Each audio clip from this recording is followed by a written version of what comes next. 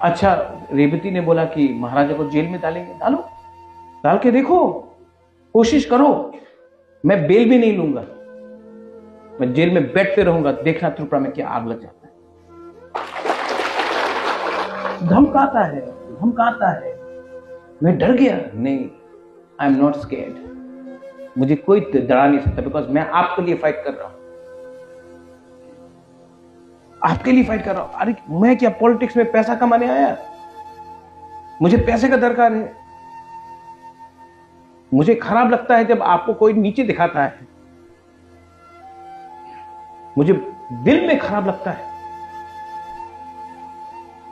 जब आपको कोई चिंकी मोमो बुलाता है, चाइनीज बुलाता है, बहादुर बुलाता है, ए नाकचप, ए देखो देखो, ए देखो, ऐसे खराब लगता है।